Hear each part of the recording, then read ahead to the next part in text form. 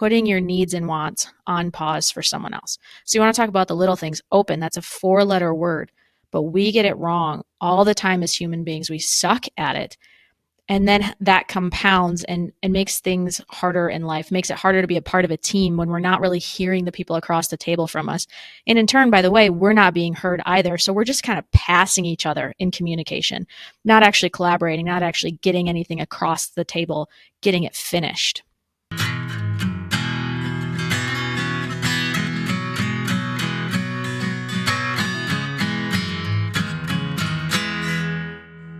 Hey, welcome to 10X Your Team with Camden and Otis. We're a father-son leadership podcast where we talk with other lifelong learners about making an impact and solving big problems. And sometimes the big problems are the little ones, as we discussed in the green room today. You know, the little mini USB, the old school style that my mic has, is watered out. Ain't watered out. Gosh, if it was watered, then I would have to get a new one. You know, the funny thing about electronics is when you do mechanical things to electronics, they do wear out, and that's always a problem with electronics, right, Kim? Yes, sir. And I was going to say that those little things do add up. You know, a bunch of the intros we were talking about building the shed. I can tell you, I was off 1 inch on one of my walls, and it's a little crooked now. And yeah, those little things, they add up eventually. Oh yeah, and the little things, and you know, I've never met you in person, so I can't say whether or not you're tall or short. But I'm just going to say I'm glad to have you here, Grace, and glad you're joining us. And the little things, I think, is what was the auspice or the catalyst, maybe, that y'all kicked the business off. That was the thing that you said, "Hey, here's a problem. We should address it." Is that a good way of putting it? Yeah, definitely. The little thing being this one little word, this one little phrase that we keep getting wrong. And then as it happens, like Camden was talking about, it's the little things that seem little that really expound into all the other problems. So if you're 1 inch off, if you're off in your communication, which we'll get into, that's going to spiral and make your life so much harder and more painful than if you just get it right when it's the little things. Oh yeah. Well, I'll tell you, I learned the little things a long time ago, because when you're walking and you got to get to a spot and you're falling in an azimuth with your compass and you're a degree or two off, every step you take, you're getting further and further away from that point that you aimed at. And those little things can add up in a very long time. And I just love for you to start to break that down a bit, and how, because one of the things that y'all key on is honesty. And it's something that I think majority of us take for granted, really, and that, you know. I was going to say it's interesting because honesty is one of those. It's a very big thing, but it's degraded by lots of little things. And I'm sure you can talk some about that, Grace.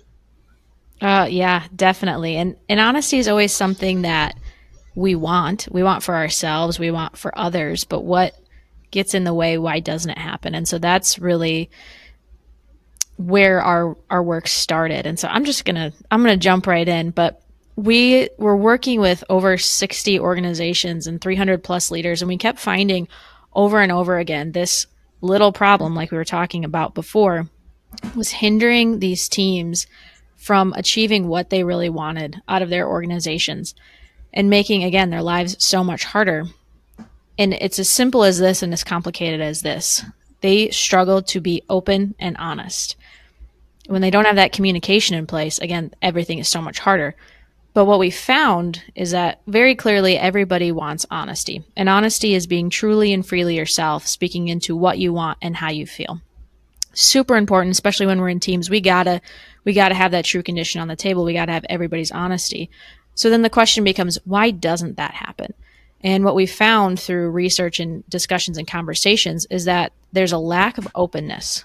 When I'm working with teams, it's at least 90% of my teams that lack more openness than they do honesty. And openness, I think, is harder because it's about others. And so the definition of openness is listening without reservation, putting your needs and wants on pause for someone else. So you want to talk about the little things. Open, that's a 4-letter word, but we get it wrong all the time as human beings. We suck at it. And then that compounds and makes things harder in life, makes it harder to be a part of a team when we're not really hearing the people across the table from us. And in turn, by the way, we're not being heard either. So we're just kind of passing each other in communication, not actually collaborating, not actually getting anything across the table, getting it finished. What that reminds me of is I don't know where the study was originally, but talking about different leaders, different leadership styles. And one of the things I remember they were talking about with American CEOs was that we were the best at asking for advice and asking for feedback, but we were the worst at actually taking that feedback. Is it a similar kind of thing where it's like we're saying we want this honesty, but then we're a little bit scared of what that honesty might be, or what's going on with that? That is fascinating. I would love to read that study. And I think that is part of it. And also, the bigger part there is that maybe we ask for it, but we don't actually receive it. Like you're saying, we don't do anything with it. And then sometimes we don't even receive it because there's a little bit of fear that happens there. If I'm open to somebody, does that mean that I'm going to agree with them or they think that I'm agreeing with them? That's not the case by any means what we're saying. But there's got to be a difference between listening without reservation, really hearing someone, and saying that you immediately agree and accept what they're saying. That's not what we mean by that at all. But how do we listen and respect and hear the other person and still be in conflict together? That respect for each other. How do we still do that? Because that can seem scary and hard for people at first. So how do we actually hear what they're saying, acknowledge it, process it, and then move forward? Maybe something we learned and that trends positively towards what they were saying, or we learn something and we decide to go the other way from them, whatever that might be. I think there's that fear of that conflict that we're kind of avoiding there. Would you say it's a lack of self confidence, or does it lean more towards it's not arrogance, more, I guess, and it's not narcissism, but more towards, well, this is what I want. So yeah. Are you done yet? Are you done yet? Sort of thing. And let me just share what I want. So which one would you say it's more prevalent? Guys, I was going to say transactional. Is that the kind of better word for it? Like you're looking to just take from it and kind of add to yours? Is that a better way to put it? Yeah. Yeah, I would agree with that. And we're seeing that all the time because as a society, we've been told for so long, it's me, myself, and I. How do you get what you need? Talking about how do we be our authentic selves, which is fantastic. I don't want anybody to not be their authentic self by any means, but if we want to be our authentic selves and we want to show up as ourselves as leaders and doing that in that authentic way, that means that we also have to do it for everybody else. So it's kind of the selfishness, ego-driven side to always be sharing our honesty, to not have that openness on the other side for people. And then what really blocks us from being open, I think, is this high need for control that we have, and thinking that we can control the entire situation when you have somebody sitting across from you who's had different life experiences, who has different opinions. And oh, by the way, you're on the same team together, so good luck figuring that out. And we're trying to control every single situation to such a high degree that we're then losing all the openness that could possibly help us actually do better together. I think it would be useful, if not that any of us are pushing for dishonesty on this podcast, but Grace, could you just give like the sales pitch of the pros of why it's so important to have that honesty and openness, and what that does for an organization? Well, I think it makes everything easier. And it makes everything easier because there's a high level of trust. So imagine if you know that you can be 100% honest with me because I'm going to be 100% open to what you have to say. There's no second guessing. There's no skirting the truth. We're getting down to the root of real issues very quickly when we have this skill of communication happening. And that's the thing that I'm talking to clients all the time about, is these are skills that we're developing. I don't expect you to be 100% open and 100% honest immediately, Nor do I expect you to be that way 100% of the time. It's about the pursuit. It's about the journey of continuing to work on these skills. As leaders, we're constantly developing ourselves, developing our skills. And so that's a huge part of it. And understanding that you're also going to be creating a lot more belonging within your organizations, which then when we talk about belonging, what that's really saying is conversations around retention and attraction of talent. We're going to be, I mean, we already are in a talent war, but it's only going to get worse. And the companies that are going to be attracting people are the ones who are open and honest, who make that space for people to have their voices be heard because they're listening on the other side. And they stay there because they're able to be open to the person on the other side as well. And you have that collaboration going back and forth. And it's just, so you have the trust, everybody's engaged in the conversations.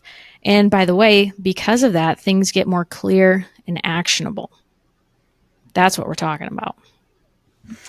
So how are you measuring that? Because, one of the things, yeah, I'll save the other question because it kind of goes along with it. I'll save that till later. But how do you measure that? How do you show in a client that, hey, see, you were honest, they were honest, and you were open to them being honest. Now look, your profit just went up by 4%.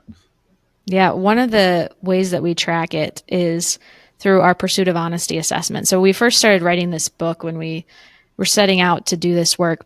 That we'll put a book out there and that'll help people and we'll be done. And as things happen, people wanted more. And so, okay, let's make an assessment. Let's put some data to this. So it's a free assessment on our website. So you can go take it and have a conversation between the two of you is really what's important there. But what this assessment does, it's our pursuit of honesty assessment. It's the only one out there that's going to give you the real-time data on where you stand with your ability to be open and your ability to be honest. So you take that individually, but then it becomes really transformational when an entire team takes it and we understand where the team is at to start. And we take it a step further and we break it down into your work life and your personal life. So we're seeing the differences. Because again, as like I was saying before, these are skills that are transferable. So if you're really good at this in your personal life, not so great at work, how do we help you translate that to work or vice versa? Because we're spending time with organizations, with our clients, helping them improve for these business outcomes that you're talking about, Otis. But it's just as transformational in their personal lives. And when you have a company who's investing you professionally, but then also helps translate to your personal life, how much more likely are you going to stay at that organization? And just a couple of stats to throw your way. Miscommunication costs organizations 18%, at least 18% of a person's salary every single year. There's been calculations, it's well over $1 trillion of revenue lost. I believe it's cost to the businesses in the US, over $1 trillion because of miscommunication. We spend 88% of our weeks communicating. So can you imagine if we improve those skills, what that would do? Yeah, definitely.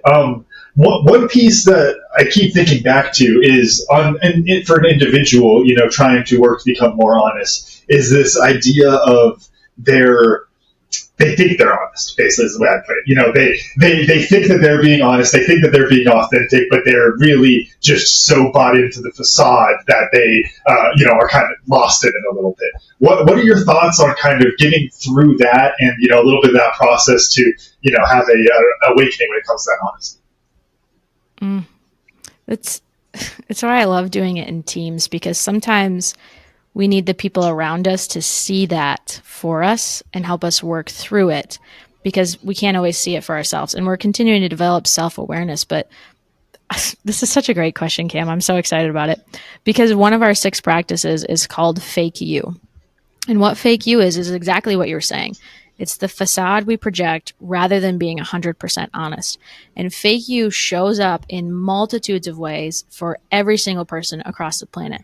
The important part there is, how do we work through recognizing when that happens? So it used to happen to me all the time when I first started going to networking events, when I started my professional career way back when. And I didn't realize that that's what was happening at the time, but I would go to them and I would leave exhausted, just bone tired, couldn't do anything else. I would get ready for them and just dread them, trying to wait till the very last second to walk into the door, having conversations. Like, how are you? Good, good. Oh, great. Okay. What do you do? Horrible. I hated them. That's not the kind of conversations I want to be having. Like, yes, I want to know what you do and how you're impacting the world, but not in that way. And what I started to realize was, why do I hate these so much? I love talking to people. I love being in conversations. And what then I had to do some self-reflection and understand I was actually showing up in these places being fake me the whole time. Fake you was there, wide and present, because I'll tell you what, I was wearing blazers. I hate blazers. I was wearing uncomfortable shoes, all those horrible things. I was doing the same script that everybody else was doing because I thought that's what you're supposed to do. And it wasn't until I went to a different kind of networking event, an Athena leadership forum, which just blew my mind, because then I saw everybody in the room being real or doing their best to be real. And I thought, wow, I didn't know it could be like this. So that's where being in a team, helping people see it when they can't see it for themselves and having those experiences, and also the self-reflection of, when is this happening for me? When is my energy being drained? Because what's happening there is you're holding up that fake you, that facade. And for some people, it can feel like adding 10 pounds to their shoulders, like they're wearing armor. Or, imagine if you're holding your hand out the entire time, holding a mask in front of your face. How much of an energy drain would that be? And that's happening to our people all the time in our organizations, all the time in our relationships. So how do we recognize that for ourselves, and how do we help others recognize that for themselves? I love that. Would you mind, because I've heard of the Athena Group, would you mind sharing, since it made such an impact on you, I'd love if you just give a little bit about what that is. Yeah, I'm happy to, because I'm actually now proud to say that I sit on the Athena Council with our local chamber, and it's a fabulous group gathering women together to empower them in leadership, talking about the 8 principles of Athena, and just gathering and doing life together and business together in a different way, and really showing up as ourselves and celebrating that together. Because I think that's really important, where we have the collective spaces where we have these conversations. We talk about one of our leadership forums not that long ago was talking about imposter syndrome. So exactly the conversations that we're having right now, just maybe in the opposite way. And having these tough conversations. I was at a table of all women, and they all happened to be moms, which I am not yet, but they were talking about the struggles of motherhood and working professional life. And just getting to experience that and understand what they were going through gave me a little bit more love, a little bit more patience for their journeys and their experiences, because we're not alone in those. And so often we think we are, and that's just not the case. But if we don't share honestly, then we feel very isolated. We feel very alone, and that's not helpful to us. And it's actually, it's been declared as one of our public health epidemics. Honesty? Really? Is that isolation and loneliness. Oh, isolation. Oh, yes. Yes. Caused by not being your authentic self. Yes. Yeah. Right? And yeah. Well, and that makes perfect sense to me on that, because if I'm throwing up, the fictitious facade, the fence around my true self, then I'm never truly connecting with people. So of course I always feel lonely and sad and left out, because I'm never actually being who I am with anybody. And that just adds to the whole thing. I've got a fence up. So because I have a fence up, then nobody else is connected with me either. So yeah, I can see that very much so. Did you have something on that, Kim? Yeah, go ahead though, Grace. I'll ask after. No, I was just going to say, I love that you're saying fence, because one of our other practices, Otis, is actually called the wall. And that's the divide we put between ourselves and others, rather than being open. Like if you say something that I don't like or I don't agree with, immediately brick wall between us. Now you add that on top of the fence or the fake you. Now we're creating all of these divides between ourselves and others, which is only furthering that isolation, that loneliness. So I just want to throw that in there too. But go ahead, Cam. Yeah, I'm just curious, talking about the Athena Group, and then thinking back to our last podcast that with Stu, talking about a kinetic man. what kind of differences you see between the way men and women approach this. And because I'm sure there are differences, but then so I want to take that to the next level, kind of skip ahead a little bit, which is what do you think we can learn from each other in that? Because, talk about like isolation. I know we talk about, men's mental health and suicide in the veteran community. We talk about a lot of those things. Isolation is really big in that. You're talking about it with mothers and those same kind of things. What can we learn kind of across those gender roles, if you will? I think about this all the time because though we might experience it differently from the gender perspective, these are still struggles that we're all having. And gender, there's some very serious issues when it comes to gender still in this country, and I won't deny that. But what I think we're missing is that we're having similar experiences, and women have done a really wonderful job of coming together and creating those spaces to talk about those issues, to push them forward, to make a difference there. And what I think men are struggling with that I see is that they don't have those spaces. They don't trust that somebody on the other side is going to be open to their honesty, to their struggles that they're having. One of my first clients was an all-male leadership team, and I walked into the room with a lack of openness because my thought was, they're all dudes. They're just going to want to talk about their business outcomes, and we'll get into it, but they're going to make it all business applicable, right? But what I realized throughout that time together with them is that, yes, they were all leaders, all men in this business, leading people, but they were also all fathers, and they were also all husbands. And so a lot of the conversation centered around, how do I balance all of those things? How are you guys doing this? Some of them helping the people with younger kids get through those tougher times when they had the older kids. And I remember one of my leaders, it kind of chokes me up thinking about it, but we help them answer the question, what do you really want? And what he said is, I just want to be third on my list of priorities. I feel like I'm 7 or 10 most days, and I just want to be third. And how many women have I heard that from? All the time. And here's a man saying that exact same thing. And so what I think we're missing when it comes to the gender conversation is that these are struggles that we're all having. When it comes to parenthood, everybody wants to be a better parent. When it comes to leadership, we all want to be better leaders. And there's, yes, a difference when it comes to that gender there, but it's still the same want there. So how do we come together to solve that?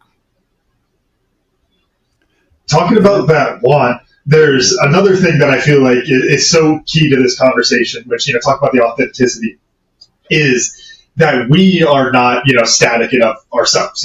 Me, I'm going to be different tomorrow, different next week. I'm always growing, always changing, right? So as somebody who, where you want to be, you have that goal of you want to be, there's a little bit of the, dress for the job you want, the job you have, those kind of things with that. How does that play into the honesty? Because I think there's a little bit, like you talk about, like at networking, we'll throw on the blazer. But it's like, there's a little bit of just like, hey, that's not you. But then there's also this, like, I'm trying to dress up for the thing I want to be. How do you think those kind of play into each other? A little bit of the fake it till you make it, right? We don't love that phrase here because I don't think that's owning where you're at right now. Like, I think about this in terms of, let's say you're going for a job interview and you hit 7 out of 10 of the qualifications. You have a choice there. Do I fake it and say I can do those 3?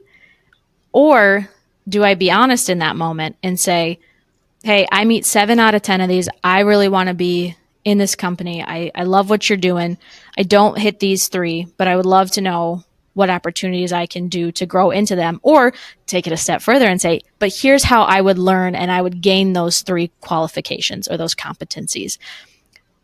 I guarantee, as somebody who's hired people before, I'm looking at that person who says, I don't have these 3 qualifications, but I'm going to work towards them a whole lot more positively than somebody who's coming in and who's trying to fake it to make it. And as humans, we might not be able to name it, but we can feel that sense of fake it till you make it. So if you're trying to do that, there's a sense of the people around you. They can kind of tell that's not the full story that's happening there. So how do we own that and say, this is where I'm at? Here's where I'm trying to grow towards, and here's what I'm working on to do that. Because when you're honest about that, you're going to find more people who are on that same journey, or people who are already there that can help you, rather than just trying to pretend that you're already there. I don't think that's the way to go. It reminds me of Jesse Itzler and the story he tells, and I believe it was now I can't think of the name of the company. He was kind of in the startup mode, but it was that private jet thing. Yeah. And I've always had problems with this story because to me, it leans into it's definitely in the gray area of that fake it till you make it. But it also, Sorry, just to jump, because it's a real life version of that like fake Bill Gates story, Bill Gates' daughter story of like you go on a date with Bill Gates' daughter and you tell him that you have this connection because it's a real version of that story, basically, right? yeah, it is basically what he was. He went to one guy. Let's say somebody famous said, "Hey, I got this jet company, and I'm going to start it up, and it'd be great for you to invest da.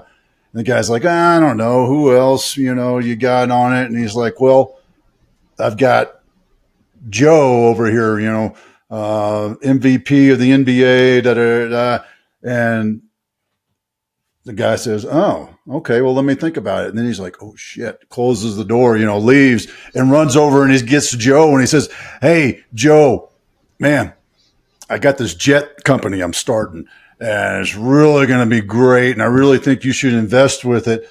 Oh, by the way, I've got Bob, the guy you talked to earlier. I've got Bob on already. And I have, I heard him give that story in a keynote and I've flubbed up some details of it, but the gist of it was he did that fake it till you make it and did that and got away with it. And I think that's one of the reasons I like following Jesse because he tells that story and it bothers me. I think because I wouldn't be able to do that. I think it's an interesting, trolley car dilemma, if you will. In that sense, everybody know what I mean by trolley car. If you don't, look it up. Yes, sir. It's about not just y'all. I figured y'all did, but I'm telling the listeners, go look it up. It's about running over somebody or not running over somebody to save somebody else. And all these sort of things. But it's kind of that sort of thing. And so what would you recommend in this being honest? And sometimes I am told I'm honest to a fault in that sense that I wouldn't be able to do that. So how do you handle that, Grace? Yeah, I think that is a wild story and very risky, I'll say, for Jesse to do because the risk you run there is, do you know if those two gentlemen know each other and they have a conversation?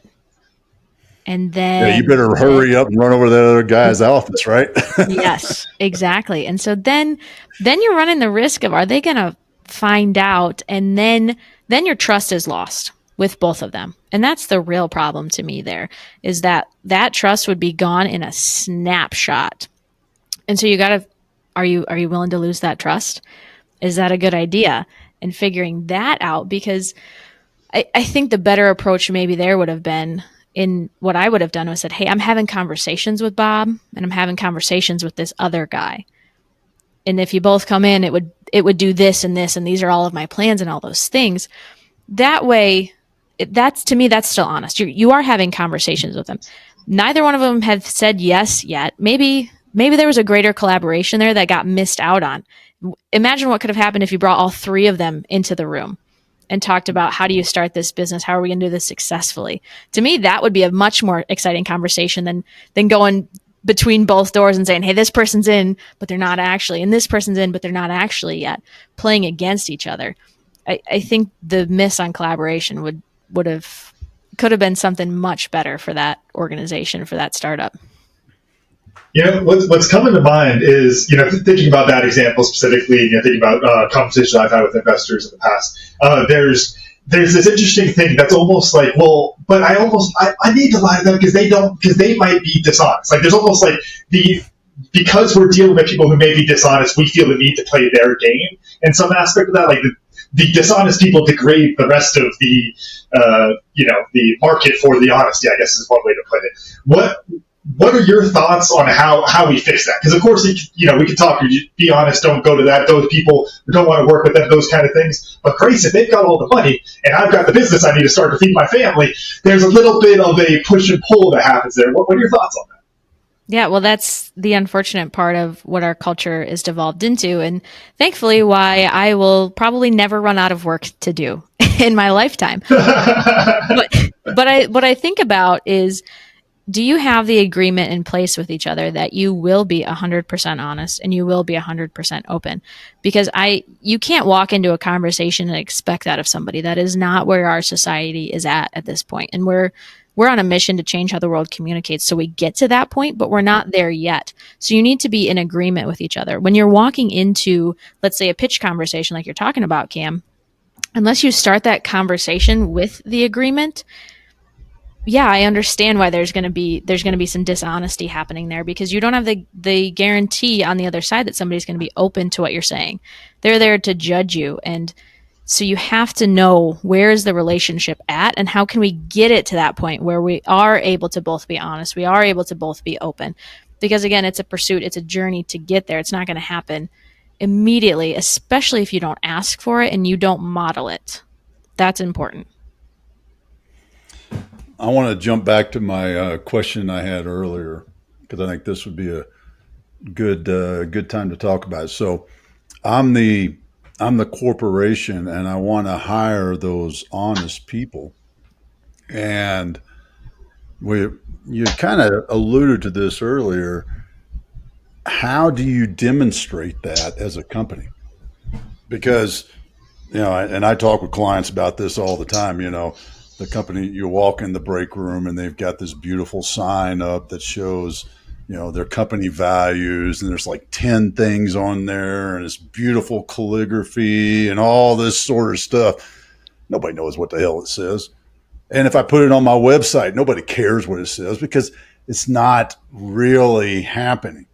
So, as a company, as a corporation or business, and you are that business that is honest and has integrity and wants to have open, truthful, authentic conversations with the team, how do you show that as a business? Yeah, well, I think it first comes out with having very clear core values, like you were talking about, Otis, not just integrity and care and all those things. What is it actually that's unique to this organization? What are the core values that we stand upon and we drive home every single day? And then how do you do that? Very important to have the tangible examples for people to talk to, because I'm much more interested in an organization that has maybe three core values, but they know what it looks like. They're very clear on, this is what it looks like to have this core value on our production floor. This is what it looks like to have it in our management suite. This is what it looks like to have it at the C level, and those very tangible examples. And then how are you using it in all of your processes? How is it in your hiring process? How is it in your review process? Are you rewarding people when they have those shared values? Those are the conversations you got to have, rather than just, if they're up on a wall, great, but are you actually living them? Are you actually living them? That's the question. It reminds me, I did a video a little while back talking about culture, and it's the idea of, it's like, if you have to tell me we're family, then that means we're probably not family, and those kind of things, right? The rhetoric doesn't match the action, just like you're talking about there. What do you think of the idea of, talking about honesty? What comes to mind right away at the beginning of the episode is the idea of, it's like, if I'm saying I'm being honest, that implies I'm lying the rest of the time, those kind of things. What do you make of that and, those kind of little semantics with it? Yeah, I hope that the next time I say that, and I tried never to say it, but somebody just gives me a quick shock, because I see it happening all the time in conversations I have with people. We get to a certain point, maybe 5-10 minutes into the conversation, and they'll say, let me be honest with you, or honestly, or I'm just being honest here, those types of things. And that's because it's so not normal in our society these days. We're all projecting that fake you. We have that facade going up. We have the walls in between us. And so we have to call it out and saying, hey, actually, this is what I'm really thinking. Versus if you just live that way every single day, you would never need to say that. So I try to keep that out of my repertoire, my language every day, because what I'm doing walking into every conversation is I am being honest. And so I don't need to call that out. And so if people are doing that, my question to them is, what are you being the rest of the time? And if it's not honest, why? I want to play a little bit of, I guess, devil's advocate kind of with that. Do you think we could help some of those dishonest folks we were talking about, and help to make that change by, like, instead of saying, well, we don't say you're honest one time because it implies you're lying the rest of the time. Well, should we just say we're honest all the time? Like, is that the the intro to every sentence? I need to go, I'll be honest here, and I need to say that every single time to show that we're being honest and model that behavior.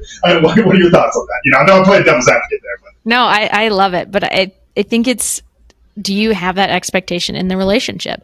And I talked about it earlier, but I didn't fully explain it. One of our other 6 practices is literally called the agreement. And it's a simple script that you use at the beginning of a conversation, ideally at the beginning of a relationship, really. And it's quite simply, this is what it is. Will you agree with me on how we're going to communicate? I want you to be 100% honest, meaning be truly and freely yourself, speaking into what you want and how you feel. And I promise that I will be 100% open to it. I will listen without reservation. I will put my needs and wants on pause. And in return, I will be honest with you, and I ask that you be completely open to it. We teach that to our clients. We help them walk through to say it, to hear how it sounds in their own voice. And beginning a relationship, beginning a conversation that way, then you don't have to call out every single time that you're being honest, because you're being honest the whole time. And then the other beautiful part of that, Cam, is that it serves as a callback too. So if I feel like in a conversation I said something that wasn't honest, I can say, let me go back. I'm sorry. We made this agreement. That was not honest. Let me say it. Let me say this differently, or let me say what I'm really thinking. Or, hey, I'm not being open right now to what you're saying. I got a wall up. Let me take that back down. And can you repeat what you said? And I'm going to really listen to you this time. And vice versa. I can use that with whoever else I'm speaking with. Hey, I feel like you're not being honest with me. And that's the tool that you can use. Recognizing you're not going to have that in every single relationship going forward unless you use it. And it's very important, and it's part of transforming those relationships to ones where it's just surface level, that you really want to have that deeper connection, that deeper conversation with. So here, not to be the devil's advocate bandwagon, because it's not, but I felt like I needed to say that. To be honest with you, one of the things that I teach about leadership is you're not a conduit of information, you're a filter of information. So what comes to mind, and that, mother-in-law just cooked dinner for me, and she says, how is it? Well, am I going to be honest? Well, Donna, I think first time that I've mentioned her on the show. But anyway, I was going to say, that's a real name. Well, Donna, it doesn't have a whole lot of flavor. Probably ought to add some more seasonings to it. That's honest. So how do we balance that? Well, what do I need? I want to be honest and open, but there's time and place to, well, that'd be the last damn time I'm cooking you dinner, boy. It's like a degrees of honesty. Yeah. Yeah.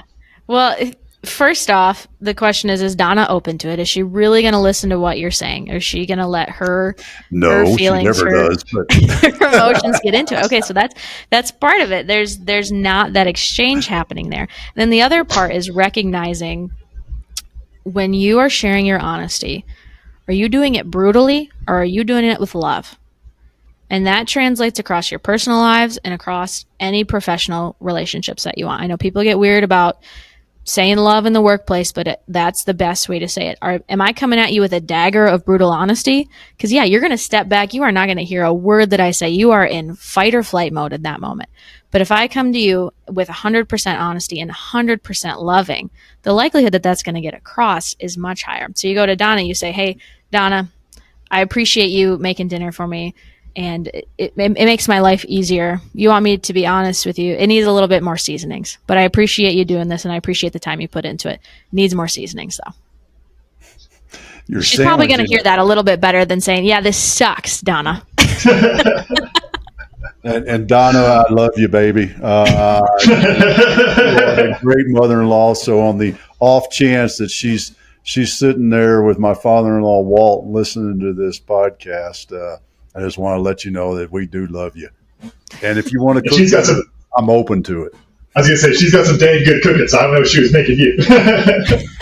No, I was gonna add. I think that is so true. I was gonna tell. I don't know. I know I told the story on our GBLP calls. I don't know if I told it on the podcast, but I had a player with U of A rugby that I went through a similar thing like that, where it's like I was being very, very honest with him, and I remember one of the things in the conversations I needed him to change something. He's a very aggressive player, so I was trying to get him to drop it down. And it's one of those, because he had that personality, that style. It's like I knew if I just went and was like, hey, I need you to chill out or something like that, it's like he would feel personally attacked. He would feel like he wasn't being a part of the team because he felt like everything he was doing, his aggressiveness was for the team. Right. And so I went to him and just said, hey, man, I love you. I love the way you play the game. I played the game like you did. Right. We established all that kind of our baseline and say, okay, hey, here's what I need from you. Here's what the team needs from you. And I think establishing that level of understanding is so key there. And I think that's one piece of this conversation that we actually haven't touched on too much, Grace, which is just that desire to be understood, that very human desire of wanting to be understood, and how that might kind of play into a little bit of our, accidental dishonesty sometimes. Could you talk a little bit about that relationship? Yeah. Dr. Brene Brown, I got to call her out. Love her, and she's done some really amazing research around the field of belonging. And I'm gonna get this quote wrong, so I'm just gonna kind of surmise what she says about it. But our base human desire is to belong, and so in pursuit of that, we do what we think will make us belong, which actually is fitting in. And that fitting in is, again, projecting that facade, being that fake you, trying to fit in. But if you're trying to fit in, you're never actually going to belong, because of what Otis was talking about before. If I have that fence between us, we're never actually going to connect. And so it's very much, I think, fear-based of, am I really going to let these people see who I am? Am I really going to let them know what I'm struggling with, what I'm afraid of, what I'm excited about? It? Are they going to think it's weird? Those types of things. And when we hide that from people, we hide that from our teams, from our close relationships in our personal lives, we're actually just trying to fit in. And that is never going to give us that sense of belonging, of being truly seen and truly known. Yeah, go ahead. I was going to say there's one piece I want to jump on there, which is the word weird. And because personally, I think it's one of those things. It has a negative connotation in a lot of ways. We talk about the weirdos and those kind of things. I also live in a very weird place here in Tucson. We are proud of our weirdness. I think there's some places that really have that identity, right? But what I think is really interesting is I don't use it in a negative way. To me, it's like you could be weird, but it's like you're you. And what I mean by that is you're not necessarily checking all those boxes. You're not falling perfectly in line with these things, and you're just off. And it's not in a bad way, but it's just, you're a little different. Yeah, you're a little weird. Yeah, it's those kind of things. What are your thoughts on that? Is that something that it's like, by embracing that little bit of weirdness, then it helps us be more comfortable not fitting into those boxes and those kind of things? I love that call out, because yes, absolutely. There are so many people in my life that they're kind of weird, and I love them for it. They're just, they're doing things their own way. And I think that's the best indicator that they're really being honest. They're being truly and free of themselves, because they're not trying to conform into that box, which we spend so much of our time in our lives, again, trying to do. And then we wonder why we feel alone, why we feel suffocated in that box, because we're human beings. We're complex. We're never meant to just be in this box that we're talking about. We're all a little weird. We all have experiences. We all have stories, opinions, things that we've gone through that make us unique. And we're here, I believe, on this earth for a limited time. We've been gifted this one wild and precious life. And to use it trying to fit into a box, I think is a real shame. And I see it happening for people all the time, and it breaks my heart. It really does. Yeah, and it is ironic that if somebody is not, damn, I drew a blank on the Star Trek word, assimilating into into that group, they're designated as weird. That's kind of.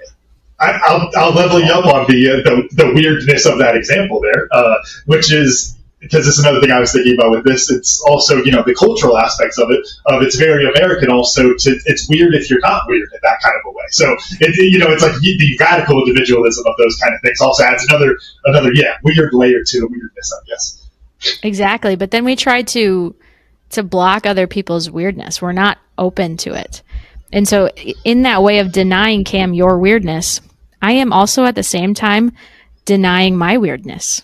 If you're not allowed to be weird and wacky Cam, whatever you're doing, there's a part of me that's not allowing myself to do that either. And that's why it's this exchange. If I want to be honest, I need to be open to others. And if I'm open to others, that's going to help me be more honest too. Yeah, and there's a lot to unpack there too, and how you approach that and accept that as a person. Because the more confident you are, the more accepting you are of who you are, the more accepting you are of who they are, or whomever that is that's across the table or on the other side of the street. So, yeah, and which leads me to being honest again about what I learned.